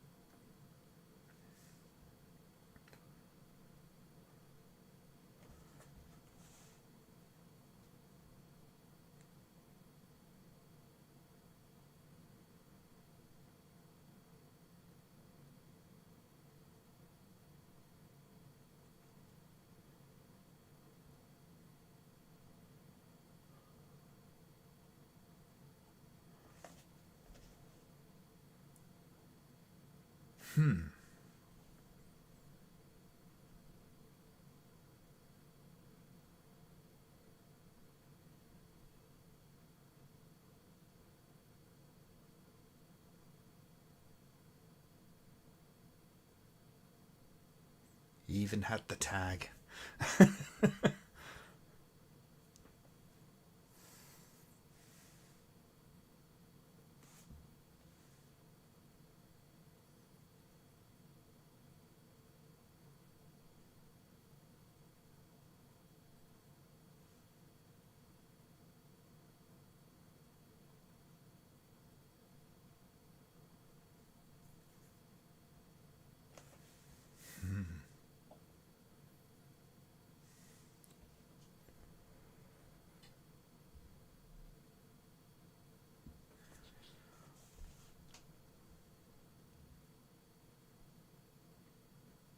It's just another amazing location, isn't it? Because that woodland just looks absolutely terrifying.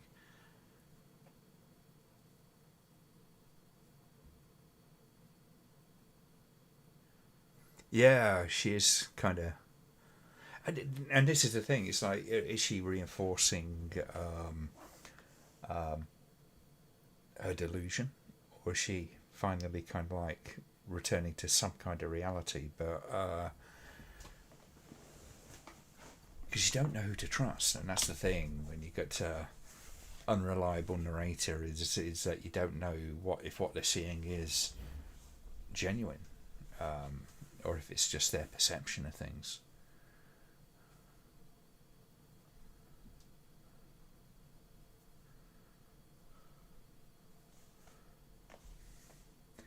And I'm deeply, deeply curious to see how this film wraps up at this point, because I wonder if it does the whole kind of Inception sort of spinning top sort of thing of not resolving the issue for you.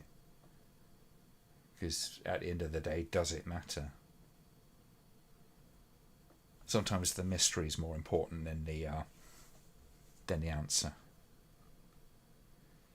Because even with a non-reliable narrator, although the things are essentially not right, not quite right, it is a truth for the character. And sometimes what they learn from that truth is as important as any kind of quote unquote reality.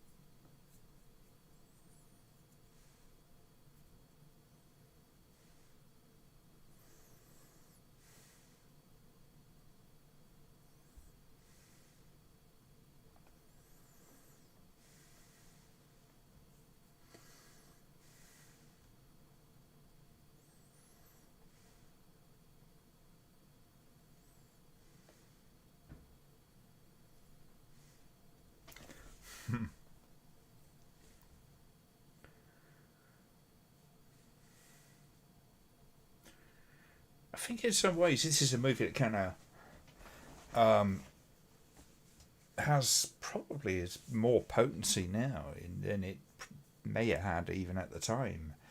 Because it essentially her delusions, if you want to look at them that way, are almost conspiratorial. And there's a lot of that kind of thinking these days. These mysterious figures that are answerable to who knows who. That's the kind of vibe I get from these characters, that they're some kind of officials, be it police or psychiatrists or something. And that's how she sees them, as this shadowy organisation.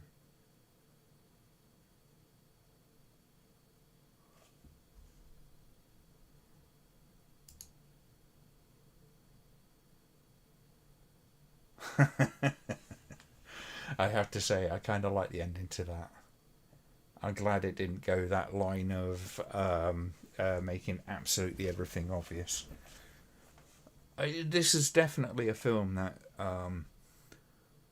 stands several viewings.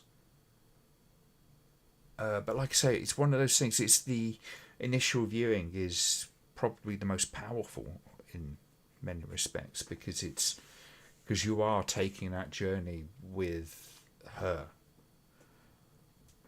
And I think that's the most potently I've felt that for a very long time. It's going to take a little processing, that one. But what a great film. Yeah.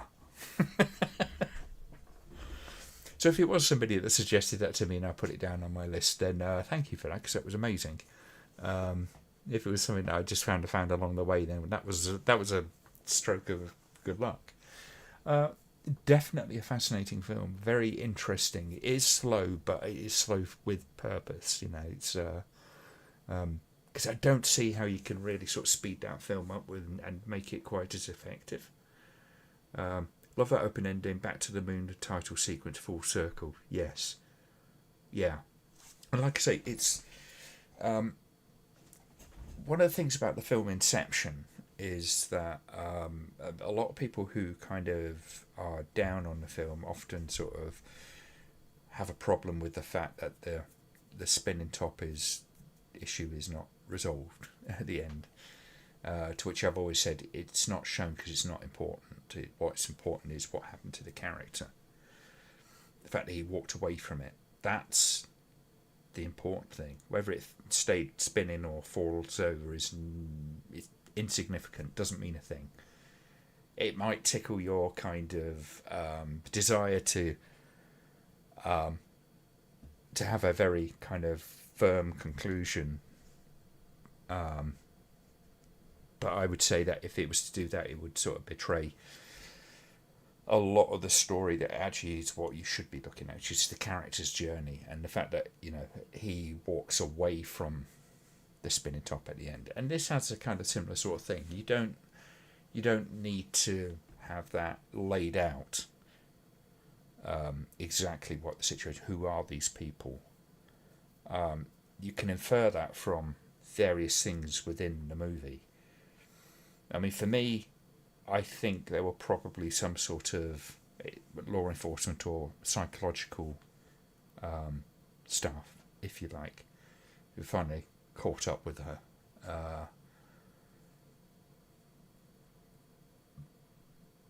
But the fact that the film leaves that kind of ambiguous is intriguing to me. It's not a weakness of the film, not in the slightest. But what a magnificent film. Apparently it was on the Mill Creek's 50 Movies Sci-Fi Invasion. I mean, if you've ever seen those books, I'm just looking at the trivia on the Amazon thing. That's one of the trivia. It's on the 50 Movies Sci-Fi Invasion thing. They got a blinder there, didn't they? Absolutely got a blinder there. But no, that was fantastic, and Yeah, I mean, this stream's not exactly going to get a whole heck of a lot of views because I think the movie is a little bit obscure, and we did lose a couple of people along the way, which is all right. It's fine. It's not going to be a movie for everyone, but I think that was one of the perfect films for me. And apparently 141 loves it enough to have it on VHS. Although I would love to see the VHS cover for that. Don't know if you've got the big box or if you've got the clamshell or if you've got like the cardboard sleeve. Because I don't know if you're like British US. If it's in the US, it's often the cardboard sleeve, which is always a bit disappointing. But yeah. Although I have to say the quality of that restoration is amazing. It's absolutely amazing as well. It looks beautiful. I will be getting that on Blu-ray at some point if it's still available on Blu-ray. Where can you send it? Oh my god. Okay. If you're on Facebook, I do have a channel on. I do have a page on Facebook which you could potentially send it through. So I don't really have a kind of like a public like Dropbox or something. Maybe I ought to sort something out for that. But it'd be kind of interesting. But thank you for your contributions there, 141. It's been a very quiet one from the chat point of view. So I apologise for like if I've been a bit kind of quiet on points, but that's partly because this film is really quite captivating. And I hope whoever's managed to sort of stick around has enjoyed it as much as I did, because quite frankly, it was quite a movie. I don't know what I'm gonna what I can watch to sort of top that on the next stream, which hopefully will be in just a couple of weeks' time or something like that. As I get towards Christmas, it gets a little bit kind of more busy, but we've still got a few more weeks of it being reasonably quiet. But if you know of any more films like that, then the Facebook channel, Facebook page, which I'll put a link to. Give me just a minute.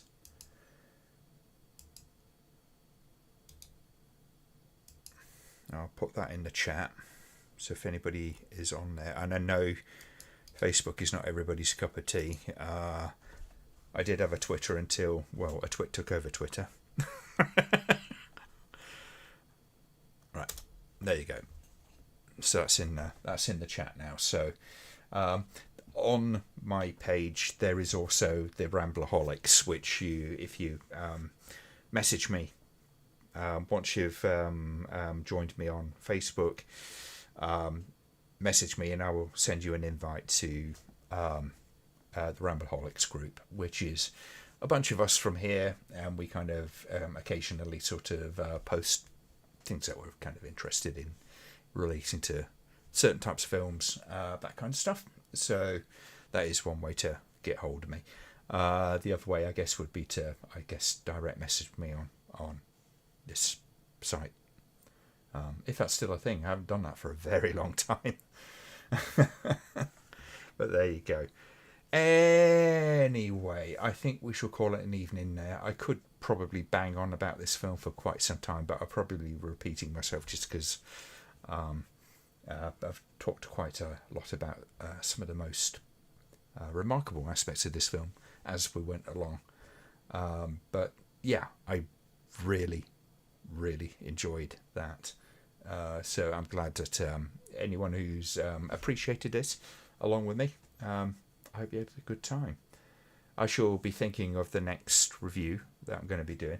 I am very tempted to do another Francophile, probably that, since I'm on the Marquis de Sade kind of thing, although that is only marginally Marquis de Sade as far as I can tell, but I've got to watch it, I guess. That has been a journey in its own right, is exploring Marquis de Sade as part of these reviews and stuff, and figuring out, from the original kind of material, how the Jess Franco's kind of take on it fits in. and it gives me some sort of insight, a bit more insight even into films like Salo and stuff like that, which is kind of interesting. It's not a read for everybody, to say the least. But for now, I shall say good night to everybody. Thank you for joining me. Those who managed to stick around in particular, so well done. But I hope you had as good a time as I did. So until next time, I shall bid you adieu and have a lovely rest of your weekend. And I will see you probably the week after next. And I shall spend that time, hopefully, just watching the film and trying to get some writing starting next week. So until then, take care, folks. Any suggestions and that kind of stuff, you know where the Ramblaholics is, and you obviously got my Facebook link there. So until then, take care, folks, and have a good time. Bye-bye, folks.